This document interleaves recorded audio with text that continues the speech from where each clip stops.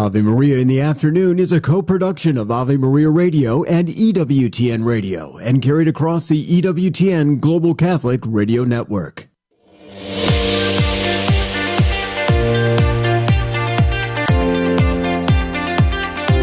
Welcome to Ave Maria in the Afternoon, examining the world through the lens of faith from the heart of the Church to help us navigate the culture. Here's Dr. Marcus Peter. Good afternoon. Thank you very much for joining us on this hour of Ave Maria in the Afternoon. I'm Marcus Peter.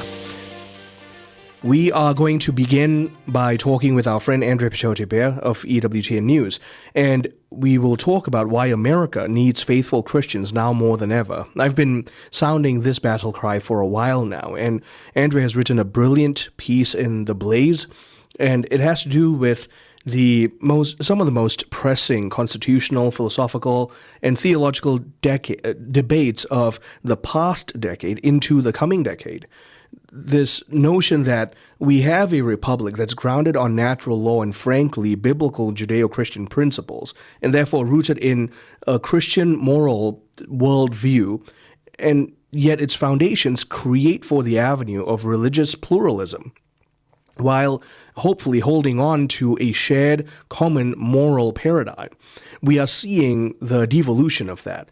And so as America navigates its 250th anniversary next year, there is a renewed sense of public suspicion when it comes to questions of religion in public life. And it necessitates from all of us as faithful members of the Church of Christ, of believers in Christ Jesus, to comprehensively think about the historical theological reality of this as a problem and what it's going to engender in this republic in the coming years. We go on from there to speak with Susan Ciancio. After DePaul University began prohibiting the distribution of contraceptives on campus, citing Catholic teachings, a student launched a system for making these items available covertly on campus. Now, she claims doing so is in line with St. Ignatius's call to care for the whole person. Now, there is no universe within which St. Ignatius of Loyola would even go close to positing that this is an example of care for the human person. But we do need to talk about the kind of fallacious reasoning that leads to this kind of a moral conclusion. And given that today is the day when we commemorate John Paul II, how his wisdom for the human person, philosophical anthropology, and even the theology of the body can help us understand why not only is this an impoverished view of the human person, but it's ultimately destructive. And there's a more liberating way. And finally, we're joined by my friend Paul Kengor to talk about John Paul II's fight against communism. All this after the headlines. Thanks, Marcus. Good afternoon, everyone. This is your Ave Maria Radio News for Wednesday, July 22nd. It's the feast of John Paul the Great. Today's news brought to you by Visiting Angels, providing loving care and assistance for seniors in need at visitingangels.com. President Trump is meeting with NATO Secretary General Mark Rutte. This meeting, announced on short notice, comes after a possible summit between Trump and Russian President Vladimir Putin was canceled.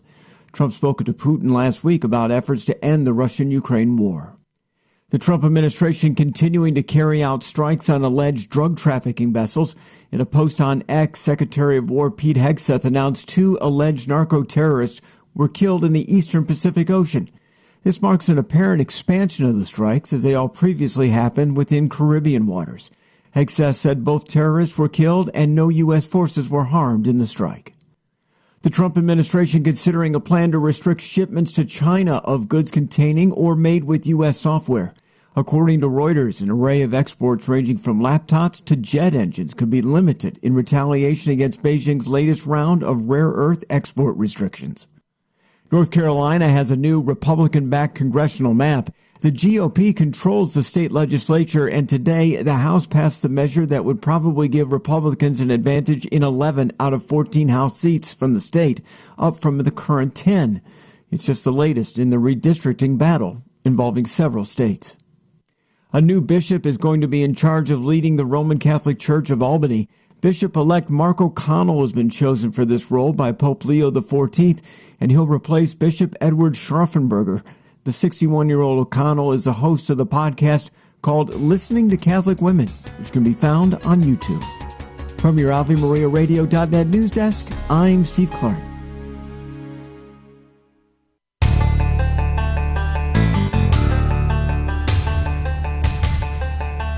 Good afternoon and welcome back. I'm Marcus Peter.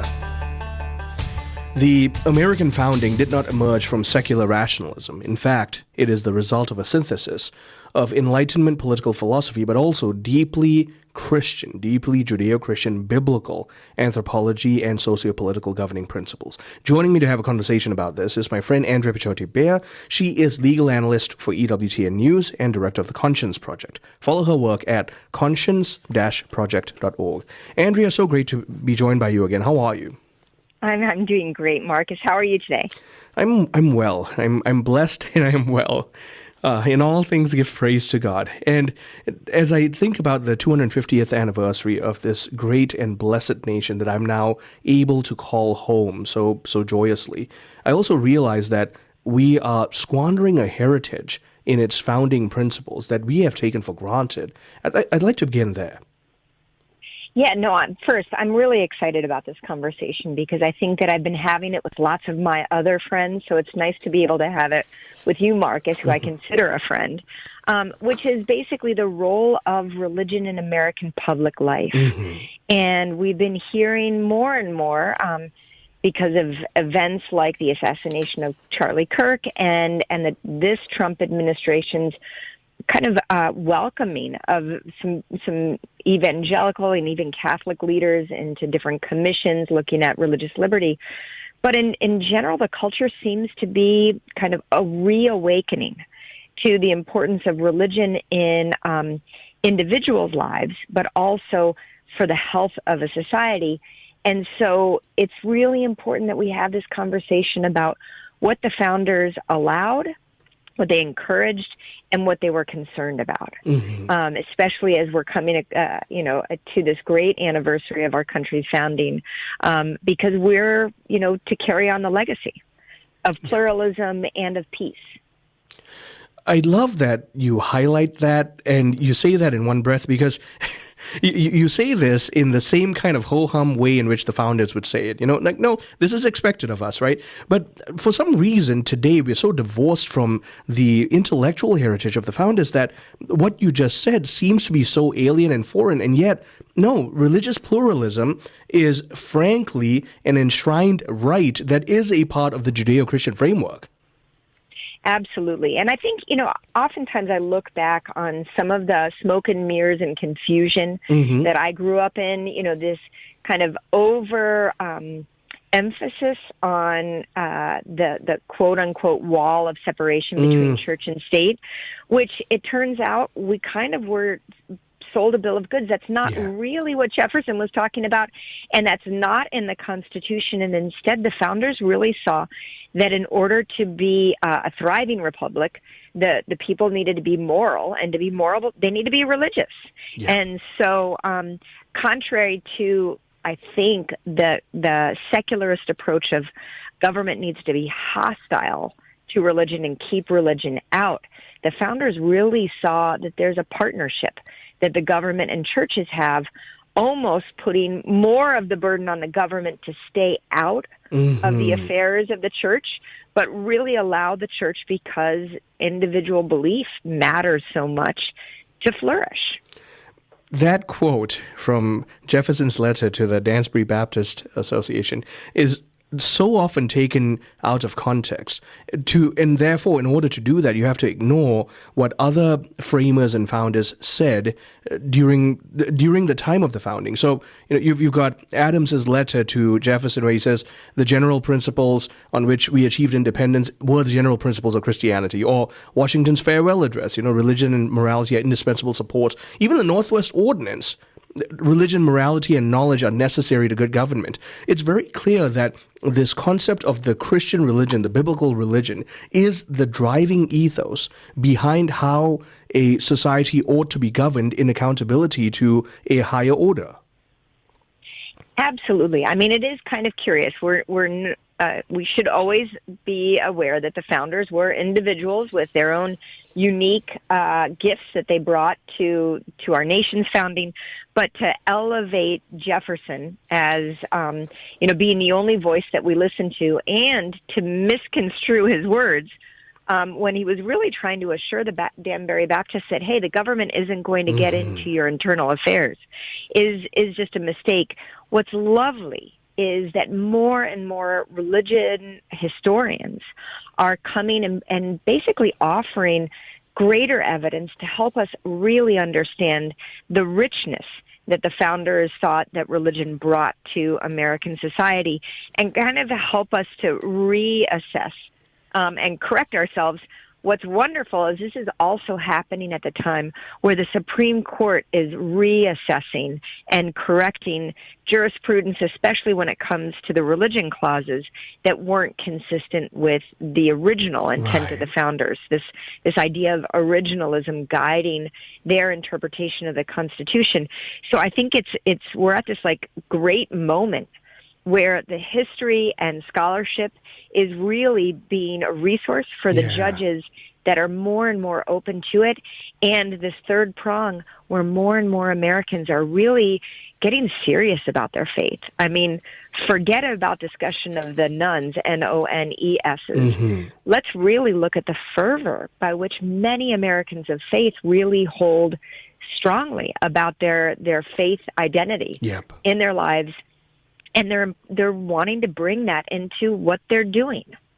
We're seeing also that there's a cohesive move amongst Generation Z and Generation Alpha towards a reclamation of some kind of a standardized religious expression, especially a Christian expression, and whatever we can deem as quote-unquote social conservative virtues and values. And so we're seeing that this great relativistic experiment where we were promised liberty without consequence is not bearing fruit. If anything, it's turning out to be repulsive.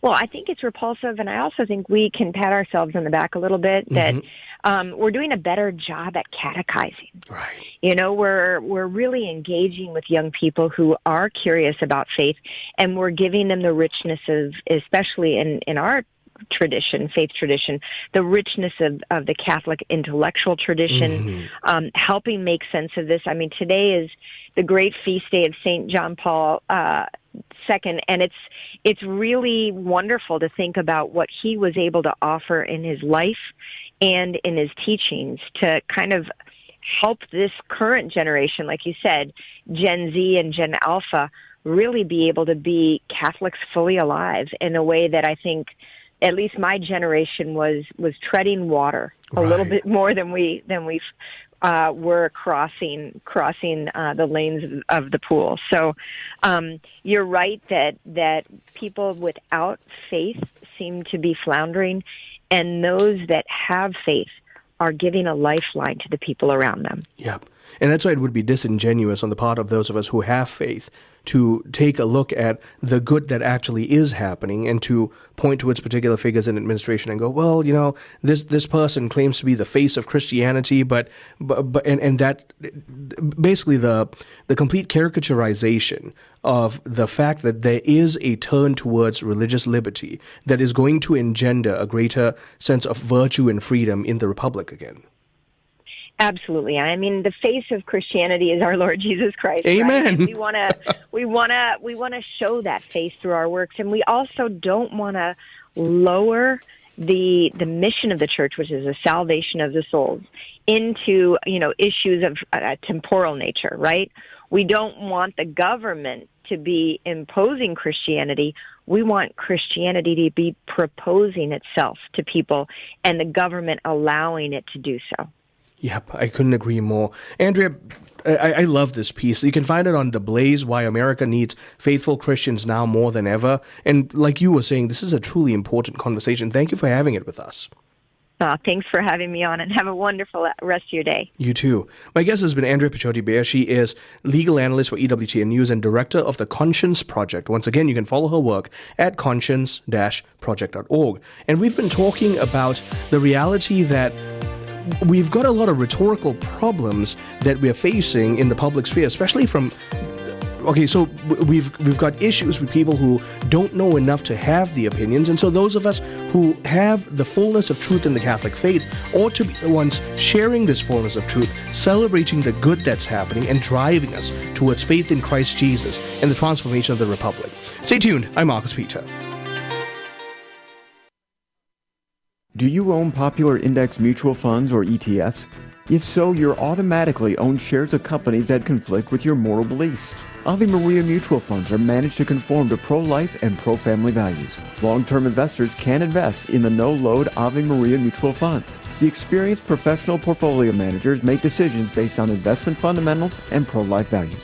You can learn more about Ave Maria mutual funds today at 866 Ave Maria or visit AveMariaFunds.com. You like pizza? Me too. And for that, we can thank our friend Tom Monahan. First, he starts with $900 and opens one pizza shop. Then it's worldwide, thousands of shops. But all this was just a warm-up for his greatest achievement yet. He built a university. God inspired Tom to build up generations of men and women who have a hunger to reach the world for Christ. This place is Ave Maria University. Visit avemaria.edu to see what's next. Hello, Steve Ray here from Footprints of God Pilgrimages. The land of our Lord and Our Lady is calling us. We're heading back to the Holy Land over Christmas break this year. We have the best, most reliable guides and services awaiting us. The holy sites are open, and the local Christians are anxious to see us. Galilee, Jerusalem, Nazareth, Bethlehem. No crowds, no lines. Hope you can join us. Find the Ave Maria Radio travel tab at avemariaradio.net. Ave Maria School of Law is the Roman Catholic law school in the United States. Consistently ranked in the Princeton Review as one of the best and most conservative law schools, as well as pre-law's most devout law school. Ave Maria School of Law provides a traditional legal education while emphasizing how the law intersects with the Catholic intellectual tradition and natural law philosophy. Ave Maria School of Law, unabashedly Catholic, consistently excellent. For more information, visit avemarialaw.edu.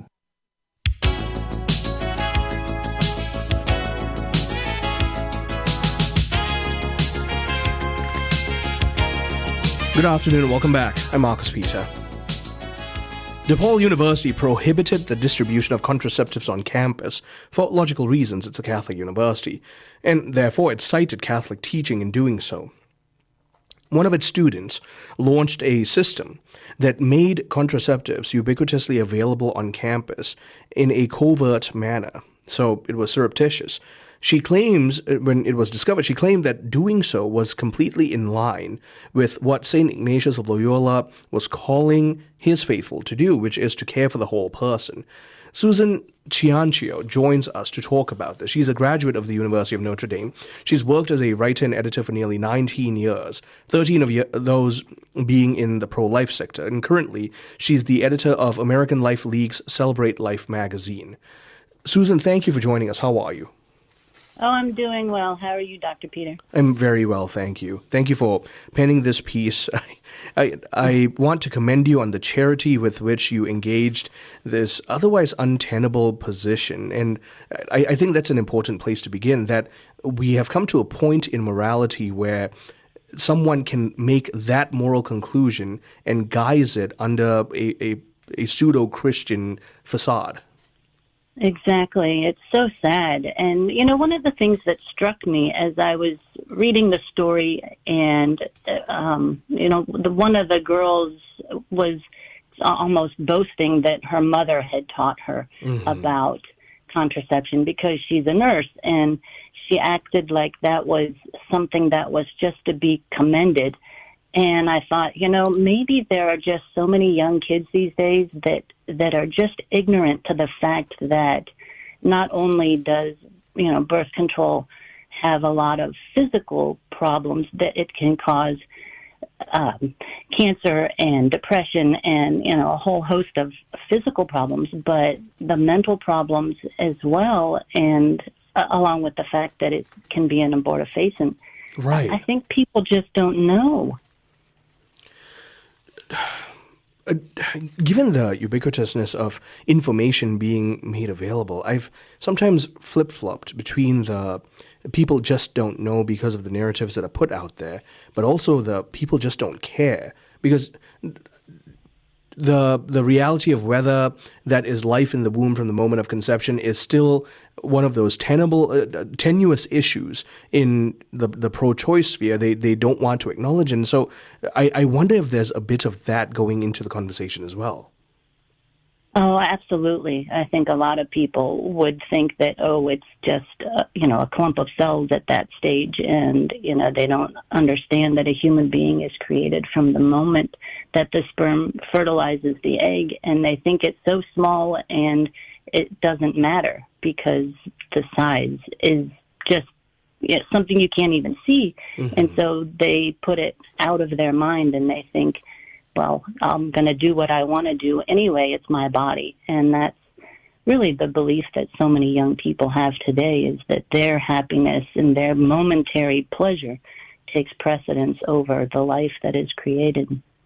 And because of this, when your article is entitled "Womb Service," it's in line with the ideology of that student. One of the things I was curious to find out is this woman identifying as a Catholic? Is she Catholic, basically?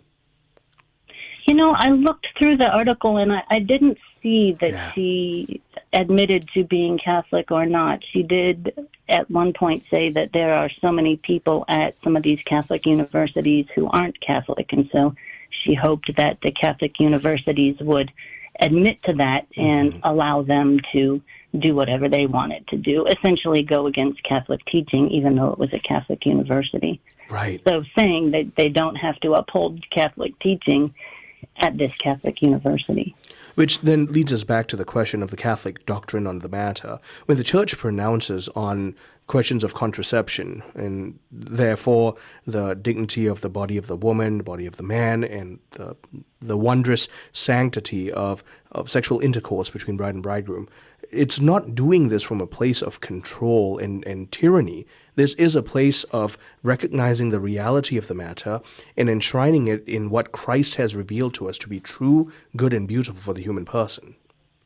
Exactly. And they want the union of the husband and wife to be a self-giving love where you are giving completely of yourself and you don't have to hold anything back.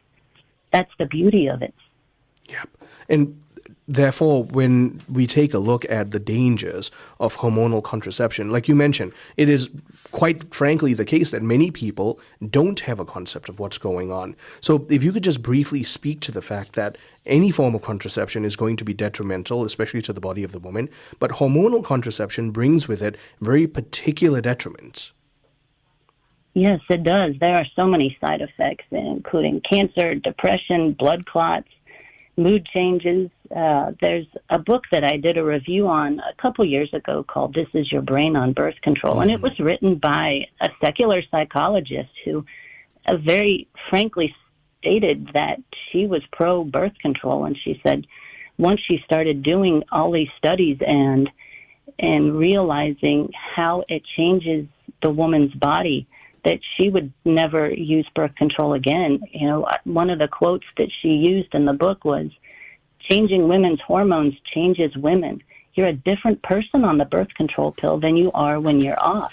And there were studies that showed that even things like the shape of a man's face was more attractive to a woman, depending on whether or not she was taking hormonal contraception. Mm-hmm. So, if you're a man who's starting to date a woman and she's on the birth control pill, and then maybe, years down the line, you get married and she's off the pill, she may not even be attracted to you anymore. Yeah. I mean, there are so many problems that women don't even think about and men don't even think about because nobody especially talks to men about those types of things. Right. And in fact, the narrative is that men ought not to have an opinion because, what's the line again? I think it's something like no uterus, no opinion. Is that the new adage? Yes, exactly. So what you're trying to recover here, even in this narrative, is that the complementarity of maleness and femaleness go hand in hand in this wondrous power of procreation. This is not just a biological faculty of one person to use in a utilitarian manner, that man and woman ought to work in stewarding this power well. Exactly. Yes, our bodies are beautiful and wonderfully made, and we should be gifts to each other, but also think of each other as gifts. So if you're a woman who is dating somebody, you ought to want to date somebody who respects you enough not to use you And if you're a man, you should feel the same way. Nobody should be used in a relationship. You should be cherished and cared for and valued and respected. And knowing that so many of these hormonal birth controls have these negative effects, is that something that you would want somebody that you love or care about to put into their bodies? Yeah, and that's why this language of it being intrinsically evil, because it doesn't just frustrate the problem. It doesn't just frustrate the natural reproductive capacities. What it does is it stands in the way of it flourishing naturally for the sake of God entering into the picture. Exactly. And it debases the relationship between the man and the woman. Yep.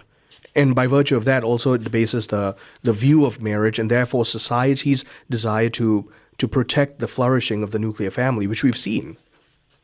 Exactly. And when you think of a growing baby as just something that can be discarded, that's just more and more way that we devalue the family and devalue each other. And so the narrative here against the reproductive justice propaganda is one of reclaiming what is the fullest beauty and dignity of maleness, femaleness, and therefore marriage and the family. Exactly. And that's what we need to teach young people today. That's so important. And Susan, we really hope. Thank you very much for joining us. I've been talking with Susan Ciancio. She is a graduate of the University of Notre Dame. She's a writer and editor for nearly 19 years, and she's recently penned this piece, Womb Service is a Disservice to Young Women, about a young woman who's been surreptitiously putting forth contraceptives on the campus of DePaul University. The Catholic Church has the superior teaching. Stay tuned. I'm Marcus Peter. This program brought to you in part by Ave Maria, Florida, a big kind of small town where golf carts take you everywhere and there's always something fun around the corner. Discover championship golf, resort-style amenities, and a town center full of shopping and dining. With Ave Maria University and Ave Maria Catholic Church at its heart, it's a community full of connection and charm. More than 25 model homes are available for viewing. More information can be found at avemaria.com. That's avemaria.com. When the need for senior care arises, home is where the heart is. Visiting Angels provides home care for mom or dad up to 24 hours per day, including personal care, meals, and light housework. You may select your professional caregiver with Visiting Angels. More information at visitingangels.com or at 877-374-LIVE. That's 877-374-LIVE. Visiting Angels, America's choice in senior home care. In her diary, St. Faustina wrote, "If only I had a spiritual director from the beginning, I would not have wasted so many of God's graces. If even the saints needed spiritual guidance, how much more do we?" The nonprofit Revive app lets you meet virtually with certified spiritual companions, scheduling sessions at your convenience, helping you grow closer to Christ. Your first 2 sessions are free. Download the Revive app today. That's REVIV, and then the number 3. St. Therese once told her sister Celine that when we trust ourselves and not God, our soul becomes barren and incapable of virtue. Her remedy? External works of charity. We all try to do it on our own sometimes without asking for God's help. At St. Paul Evangelization, we suggest sharing the gospel with someone who needs it. Check out streetevangelization.com to find a team near you where you can share the love of Jesus. If there isn't one in your area yet, perhaps God is calling you to start a team in your city. To learn more, visit streetevangelization.com. The following program is brought to you in part by mycatholicwill.com. Surveys show that more than half of Americans do not have a will. At mycatholicwill.com, it takes as little as 15 minutes to write your will and secure a legacy of faith. mycatholicwill.com is the exclusive online destination for creating a Catholic will. The process of writing a will is simple and now more accessible than ever.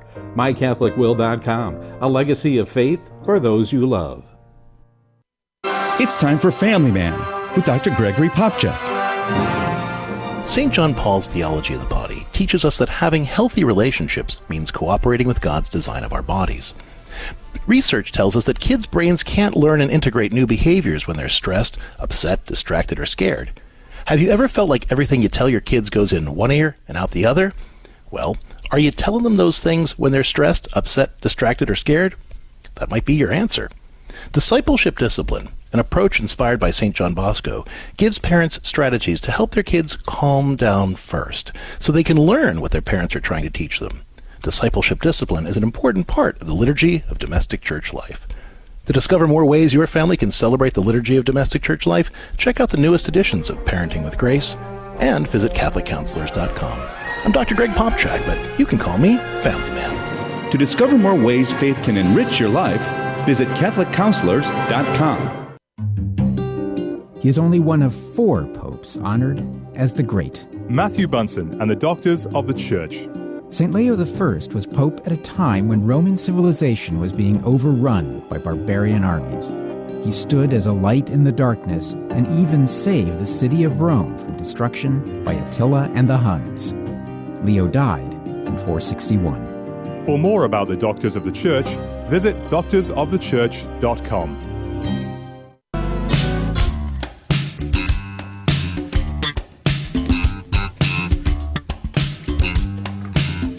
Good afternoon and welcome back. I'm Marcus Peter. Historians will continue to credit Ronald Reagan and even Gorbachev, but also John Paul II with hastening the end of the Cold War. But they fail to recognize the actual depth or significance of the bond that developed between the two leaders. Paul Kengor has, well, in my mind, the best book on the issue, on the conversation. And he joins us today to talk about John Paul II's fight against communism and his relationship with Ronald Reagan, which is the extraordinary, untold story of the 20th century. Paul is a New York Times best-selling author, particularly of God and Ronald Reagan, The Crusader, Ronald Reagan, and The Fall of Communism, and a series of other books as well. He's also professor of political science and executive director of the Center for Vision and Values at Grove City College. Paul, it's so great to reconnect with you. How are you? Oh, good, Marcus. Yeah, good to be back in touch again. It's been a little while. It has been a little while. And every time we connect, the time always flies. So I want to jump right into this so that our listeners get the full breadth, or at least as much of the breadth, that you'd like to share with them, which is, firstly, that the 20th century's defining conflict was really between the remainder of Western civilization against the rising red tide of atheistic communism. And that tide, or at least that conflict, was really shaped by John Paul II, his life, his works, and his actions. Yeah, that's exactly right, Marcus. And in fact, you could really look at the lives of both Pope John Paul II and Ronald Reagan as sort of bookends of communism, the rise and fall of communism. So Bolshevism takes hold in Russia in October, November 1917. The Berlin Wall fell in 1989. The Soviet Union itself finally shut the lights out on Christmas Day, December 25th, 1991, when Mikhail Gorbachev called President George H.W. Bush and said, "I'm calling to wish you a Merry Christmas and to let you know that I'm going to be giving a speech today announcing my resignation as head of the Soviet Union." And at that point, the only thing that was holding the USSR together, because every other country that was in the USSR had declared independence between 1990 and 1991, was basically Mikhail Gorbachev as president of it. Boris Yeltsin had already been elected president of Russia before that, so it was really Gorbachev was the only thing remaining. So it's basically this, the graveyard, the cemetery of history, right? The tombstone says Soviet Union, aka Evil Empire, right. born October, maybe pick a date, 26, roughly 1917, died December 25th, Christmas Day, 1991. A day that they tried to actually ban in the communist world. And within that and a little bit outside of it, you had Karol Wojtyła, who was born in 1920. And then died in 2005. You had Ronald Reagan, born February 1911, and died in June 2004. So about a year before John Paul II died, Ronald Reagan died. So really, their lives kind of span that sort of epic battle of the 20th century. I mean, really, the battle of the 20th century, it was not against Nazism, because Nazism lasted from the time Hitler came in about 1933 to when it was defeated, 1945. Right. I mean, the only Nazis that you really had were in Germany. There was no worldwide movement of Nazism. It wasn't like Berlin was the headquarters. There were Nazi parties all over the world, following the leadership of Hitler. No, that's what was being done with the Soviet Comintern and communism. So communism preceded Nazism, it outlasted Nazism, and even to this day still has adherents. So really, the battle of the century was the Cold War, which goes from late 1940s until 1989-91, and really the longer battle against communism that began in the first decade of the century, which theologically was flagged for us and warned about by Our Lady of Fatima. Yep. In 1917. So the two guys were most committed to taking that down, much more so than Mikhail Gorbachev, were Ronald Reagan and Pope John Paul II. I was actually really glad to see you highlight the role Fatima played. Now, I want to be very clear for all of our listeners here. The apparition functioned as a kind of prophetic anecdote for what was to come. And we, on the one hand, we don't want to overplay that hand, but on the other hand, we don't want to diminish the role that the first apparition of Fatima, this was May the 13th, right? It was the same year, 1917. It created, like you mentioned, this prophetic echo, and we should have been looking out for it. We should have been forewarned, but the tragedy still happened. Well, that's exactly right. And by the way, so we were forewarned in a very public way by church encyclicals by very prophetic popes. Yes. Who weren't even supernatural forces themselves, right? And in fact, Pope Pius IX, in his first year of his pontificate, 1846, the end of that year, puts out an encyclical called Qui Pluribus, which predicts that if this ideology of communism comes about, it will lead to the destruction of entire societies, cause the ruination of not just institutions like private property, but even marriage and the family itself. And amazingly, Marcus, I mean, that comes out at the end of 1846. Communist Manifesto didn't come out until February 1848. Right. So it's amazing what our popes knew at that point in time. It's really, truly, literally prophetic. Fast forward after that, if I do my math right, 71 years, right? So May 13th, 1917, Our Lady appears in Fatima to three shepherd children, Francisco, Jacinta, and Lucia. Yep. And that's the first of a bunch of apparitions that fall on the 13th of every month, culminating in the miracle of the sun, October 13th, 1917. And among other things, midsummer, July 1917, she provides these predictions to these young people, and one of which is that this horrible war, World War I, is eventually going to end, but another fatal, evil, diabolical error is going to spread. It's called Bolshevism. It's called communism, and these kids, of course, these little farm children in a village in Portugal, they don't even know what those words are, right? Yep. Like, telling their spiritual director, the priest, like, she said, Bolshevism, right? All of this makes it even more believable, right? Because no little kid could make up something like that. Right. And of course, what happened a year after that, a year after the miracle of the sun, October 13th, 1917, about 70,000 people saw this miracle in Portugal. Within a year after that, World War I has ended, but within just about 2 weeks, about 13 days, roughly, after October 13, 1917, Bolshevism breaks out in Russia, and that evil ideology of communism is off and running. Yep.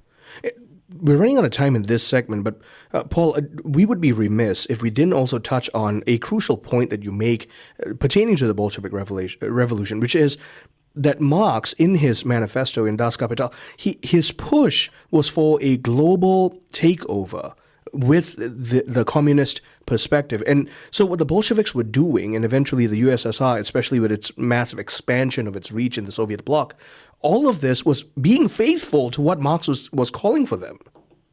That's exactly right. Yeah, the manifesto ends with the words, "Workers of the world unite. We have a world to win." Mm-hmm. It calls for the forcible overthrow of all existing social conditions. Right. So by force, they're going to take over the world, and this is what shocked even liberal progressive president like Woodrow Wilson, who at the time was trying to tell his fellow progressives, trying to say, these guys aren't just like, liberals and the Soviet progressives. These people want a worldwide communist atheist revolution that bans religion and private property and talks about abolition of the family and, right. and all this other stuff. And worse, they want to spread it around the world, not just in one country, but worldwide. My guess is Paul Kengor, Dr. Paul Kengor. He is a New York Times best-selling author of numerous books. The book we're talking about today on this great feast day of St. John Paul II is A Pope and a President. Now, this is a legendary book. I'm probably making Paul blush as I say that, but do procure a copy and read it. This really is an historical watershed moment. I'm Marcus Peter. Ave Maria in the Afternoon is underwritten by the following nonprofit organization: Real Estate for Life. Buying or selling your home or business property? Real Estate for Life can connect you with one of 1,400 pro-life real estate agents around the world. When Real Estate for Life receives a referral fee, they donate 70% to Ave Maria Radio and Human Life International. More information at realestateforlife.org or 877-LIFE-US1. That's realestateforlife.org. Christ is the answer, with Father John Riccardo. In the midst of our culture today, in this age of relativism, which wants to grant Jesus some significance, but not so much, so we'll give him wise man, great leader, inspiring preacher, great teacher, prophet. You don't get that option when you claim to be God. What reasons do we have to believe that he is who he said he is? And it's important, again, to employ the use of our reason and to understand that faith is not blind. My faith, and please God, the faith of everyone here, is not blind. It rests on something. It rests on a number of things, not least of which is my own experience of God, but it also has something substantial which can be claimed through history. We're not talking about a galaxy long, long ago, far, far away when we talk about Jesus. We're talking about a precise moment in history which has been testified to by countless testimonies, and you and I have access to them. Underwritten in part by this not-for-profit. A great Bible study leads to an encounter with Jesus Christ that compels you to share your faith with others. This Advent, join Catholics across the country starting November the 5th for Bible Across America, a nationwide 7-week Bible study on Jesus as Teacher and Lord, spearheaded by our sponsor, the St. Paul Center for Biblical Theology. With some of today's leading Catholic voices. Join the nationwide Bible study by visiting stpaulcenter.com/Advent. Living the Beatitudes with Father Bjorn. Blessed are the pure in heart, for they shall see God. The virtue of purity and holy chastity is certainly a very important thing, but I think we can misunderstand this beatitude. As human beings in our fallen state, we tend to love things and use people. But we're meant to use things and love people. We can manipulate in relationships, and we can try to control other people, and we can focus on other people as objects. But to be pure in heart is to be in love, and ultimately to be pure in heart and to be happy is to be in love with God himself as well. This beatitude calls us to have a focus on being open to choosing God, choosing life, to choose love. If God is not the ultimate end of our desires and our hopes and dreams, we will be the saddest of people. Let's say yes to God and choose his way, be focused on his love and pure in heart. Blessed are the pure in heart, for they shall see God. For more about the Beatitudes, visit EWTNRC.com. Why do we have confession? According to the Catholic Catechism, Christ instituted the sacrament of penance for the sinful members of his church, especially those who had fallen into grave sin, thus losing their baptismal grace and wounding their ecclesial communion.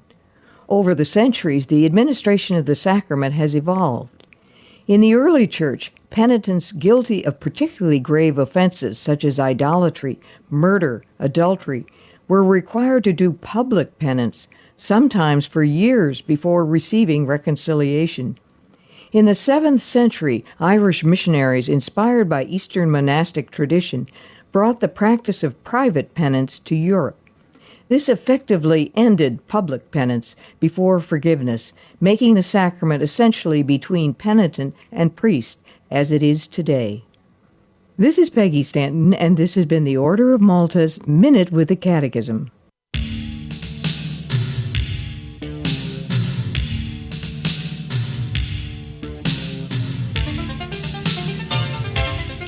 Good afternoon and welcome back. I'm Marcus Peter. I'm talking with Dr. Paul Kengor, New York Times bestselling author. He's also professor of political science at Grove City College. And today we're talking about his, as I said this in the earlier segment, this legendary book, A Pope and a President, John Paul II, Ronald Reagan, and the extraordinary untold story of the 20th century. Paul, we had just begun touching on this. You did a good job of succinctly presenting it. But for those who are just joining us right now, I'd like to touch on the fact that, this is contrary to the modern narrative, that really the Bolshevik Revolution, and so Trotsky and Lenin and all of their supporters, they were following with real faithfulness, including the bloodshed, what Marx had called for in the Communist Manifesto. Well, that's exactly right. Yeah, and Marx called for the forcible overthrow of all existing social conditions, right? And throughout the manifesto, he talked about force. There's a 10-point plan in the manifesto, and he even says at the preface to the plan that, of course, that to do this, despotic inroads will be necessary, right? You'll need despotism. And anybody, a fourth grader Marxist, a fourth grader, let alone a Marxist, right? A fourth grader ought to be able to, read through the Communist Manifesto and see some of the things that it wants to do, like. Yep. It says the entire theory of the communist may be summed up, or the entire program of the communist may be summed up in a single sentence: abolition of private property. And anyone's going to know that that's going to require guns and gulags. Yep. Right? All the things they want to abolish and overthrow. You really even need to say that this is going to require force. The most common word used in the manifesto is abolition. Yep. Words like redistribute are used like 3 times. Sharing. People think it's about sharing and loving. It's about abolition and criticism. They want to abolish the whole world anew. And so it's tended to attract power-hungry people who, by the way, themselves are really greedy and want power and don't share any of their wealth, right, or any of their private property, and create these despotisms. No ideology in the history of humanity has killed as many people as communism. It killed over 100 million people, according to the book by the Harvard University Press volume, The Black Book of Communism, between 1917 and about 1989. And the numbers actually are probably more like 140 million, frankly. I was going to say exactly that. There's never been anything like that. Yeah, nothing matches that. Nothing. And that's no surprise when you see what the book says and what the ideology teaches and preaches. Yep. Because within the span of time of the enactment of the Communist Manifesto, and so life for life, there has been no ideology that has engendered as much bloodshed. And that's what, if you don't mind us switching gears, you and I have talked about this in the past, the allure of communism being repackaged today, especially to younger generations of college students, is just simply baffling to me. If one would just simply take Marx's text, read him, and take him at his word. Right. Yeah, read it, and use some of your common sense, right? You go through, I would tell people, the Communist Manifesto is about 50 pages long. It's really short, right? You can go to Marxist.org. You can find it there for free. Look at that 10-point plan. One of the points in that 10-point plan calls for a, quote, more equitable distribution of the population across the country. Right. By taking people out of the cities, out of the urban areas, and forcibly relocating them to the countryside. This is something that was actually done in Pol Pot's Cambodia, killing fields, in Mao's China. And you read something like that, and people, I know maybe people fall asleep, they get bored reading or something, but read through that and try to comprehend that and think to yourself, wait a minute, what are these guys saying here? They don't want to just redistribute your stuff. They want to redistribute you. Okay, so everybody living in New York that loves this idea right now, okay, you're going to be forced out of New York. and you're going to be sent out to live somewhere out in, like rural Ohio or Nebraska with all those Trump-supporting hayseeds that you hate, okay? You're going to be pushed out of your coffee shop, and you're going to be put out there because we need a more equitable distribution of the population across the countryside. I mean, this is, force. Yep. And if you don't do it, right, you have to be either carted off to Siberia or put in a camp somewhere, or, the Bolsheviks found it cheaper just to shoot people. Yep. And it was done that way everywhere. And try people that are Marxists today, try doing that point right there in 2025 America, right? Use your head. Yep. I couldn't agree more. Read. Gosh. And apply common sense to the process. And so, which again raises that other question that you have spoken about in the past, which is there's such a necessity for us, by virtue of being citizens of a nation in the West, let alone the world, to be historically cognizant and conversant.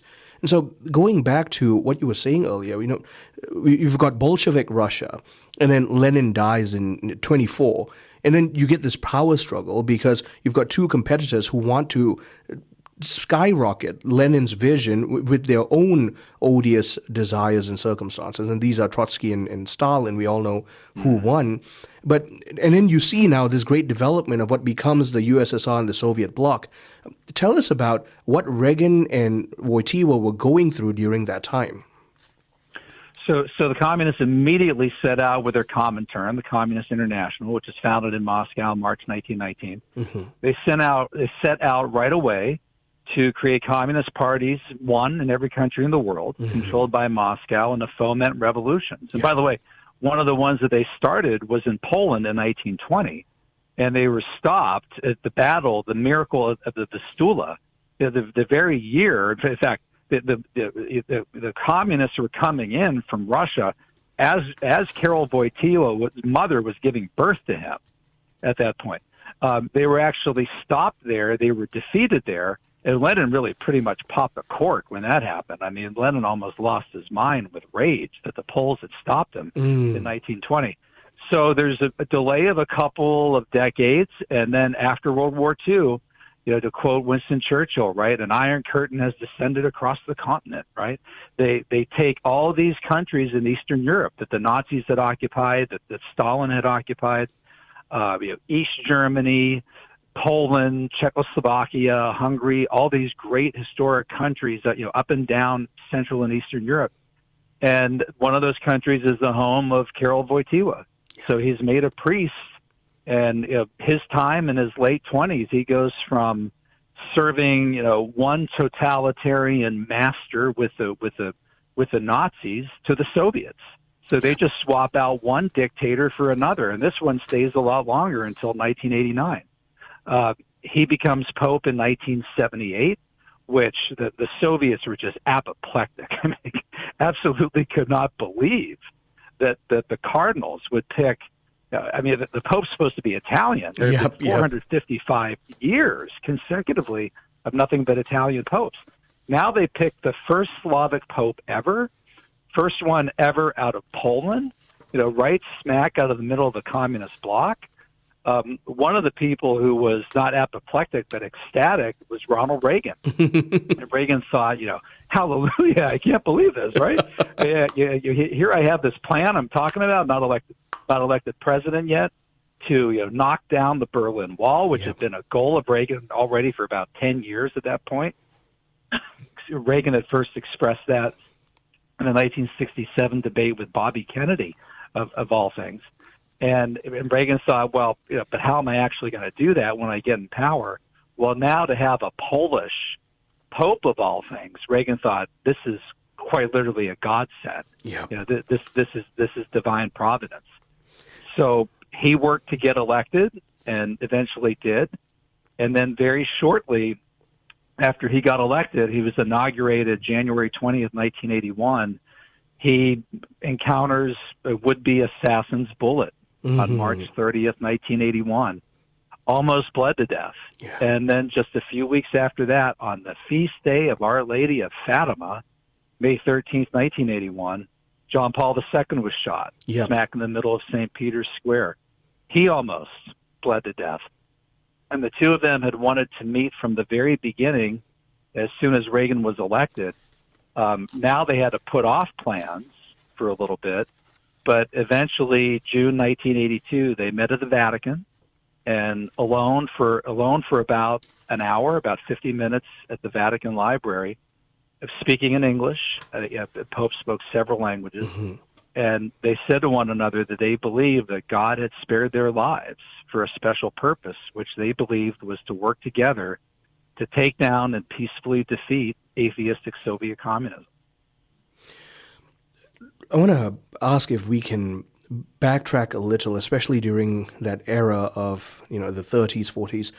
Fulton Sheen was this rising figure. He, you rightly note, he became known as America's bishop. Can you please speak to the impact he had on steering in the right direction this proper disdain for communism and a continued hold of Christianity in the West? Yeah, it's funny. As I was talking about swapping one totalitarian master for the next, that was actually Fulton Sheen's language. And he said, that a dictator is still a dictator whether he has a short mustache or a long mustache, talking about Hitler or Stalin. And Sheen said they were both political assassins. They were both antichrists. He said one of them, Hitler and the Nazis, would murder you over your race and ethnicity. The other, the communists, would murder you over your class. All right, but either way, they wanted to murder and kill entire groups. And so Sheen was a powerful force in America, probably the leading voice for many years in opposing Soviet communism. Paul, always a joy. Thank you very much for making the time. Sure thing, Marcus. Anytime. My guest has been Dr. Paul Kengor. He's a New York Times bestselling author, professor of political theory at Grove City College. We'll be talking about his book, A Pope and a President, on this, the feast day of St. John Paul II. I'm Marcus Peter.